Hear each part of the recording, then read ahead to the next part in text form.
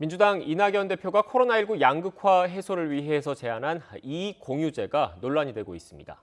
민주당은 오늘 TF를 구성하면서 본격적인 논의를 시작했는데 국민의힘은 결국은 증세하겠다는 것이라고 비판하고 있습니다.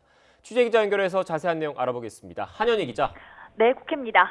네, 민주당 이낙연 대표가 제안한 이익공유제, 이제 본격적인 논의를 시작한 건가요? 네, 그렇습니다. 민주당 이낙연 대표는 그제 최고위원회의에서 코로나 이익 공유제를 처음으로 제안했습니다. 코로나 상황에서 이득을 본 기업이 피해를 본 계층에 자발적으로 이익을 나눠서 코로나 사태 이후에 더 심화한 양극화를 해소하자는 겁니다. 민주당은 이 대표의 제안 사흘 만인 오늘 관련 내용을 집중적으로 논의하는 코로나 불평등 해소 TF를 출범시켜서 논의 구체화에 나섰는데요. 이 대표는 오늘 아침 회의에서 앞으로 진행될 논의는 민간의 자발적인 참여가 원칙이 될 것이라고 강조했습니다. 당과 정부는 후원자 역할에 집중해야 한다는 건데요. 다만 자율적으로 이뤄진 상생 협력의 결과에 대해서는 세제 혜택이나 정책 자금 지원 등의 인센티브를 제공하며 지원할 것이라고 설명했습니다. 코로나 불평등 해소 TF 단장을 맡은 홍익표 정책위 의장은 오는 금요일 1차 회의를 진행할 예정이라고 설명했는데요. 이 대표가 양극화 해소를 우선 해결 과제로 꼽고 있는 만큼 앞으로 논의에 속도를 낼 것으로 보입니다.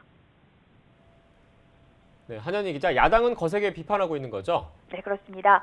국민의힘은 이낙연 대표가 제안한 이익공유제는 반헌법적 발상이라고 비판해왔습니다. 국민의힘은 오늘도 논평을 내고 이익공유제는 준조세나 다름없고 법에 없는 법인세를 기업에 물리는 것이라는 주장을 이어갔는데요. 그러면서 이익을 본 기업들이 고용을 확대하고 투자를 하는 등의 선순환으로 이어지게 하는 것이 정치의 역할이라고 지적했습니다.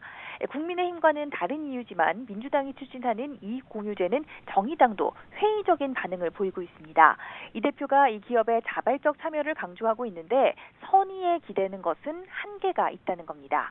때문에 이 기업의 선심에 기댈 것이 아니라 법을 활용해서 제도화해야 한다고 강조하고 있습니다. 정당뿐만 아니라 이 재계, 전문가들 사이에서도 이견이 있는 만큼 앞으로 이 공유제와 관련한 논란이 이어질 것으로 보입니다. 공매도 재개를 놓고도 정치권 관심이 큰 것 같습니다. 여권을 중심으로 공매도 금지를 연장해야 한다, 이런 목소리가 나오고 있다면서요? 네, 그렇습니다. 민주당 양향자 최고위원은 최고위원회의와 라디오 인터뷰 등을 통해서 연일 공매도 금지 연장을 강력하게 주장하고 있습니다. 공매도 불신을 해소하지 못하면 시장에 악영향을 줄 수 있다는 건데요. 국회 정무위원인 박용진 의원도 불공정과 제도적 부실함을 바로잡지 못하고 공매도를 재개하는 것은 금융당국이 책임을 방기하는 것이라며 신중을 기해야 한다고 요구하고 있습니다. 하지만 아직 당 차원에서 입장이 정해진 건 아닙니다. 민주당 정무위 간사인 김병욱 의원은 오늘 아침 라디오 인터뷰에서 제도 개선이 관건이라는 입장을 밝혔습니다. 공매도 시장이 개선돼서 공정해졌다면 재개하는 것이 바람직하지만 미흡하다면 공매도 금지를 연장해야 한다는 건데요.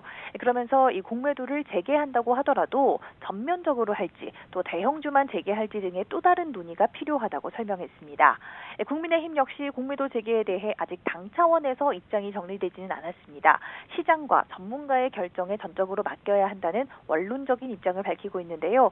다만 이 선거를 앞두고 민주당이 이른바 이 개미 투자자들의 표를 얻기 위해서 공매도 이슈를 활용할 가능성을 예의주시하면서 대응책을 고심하고 있는 것으로 전해졌습니다. 지금까지 국회에서 전해드렸습니다.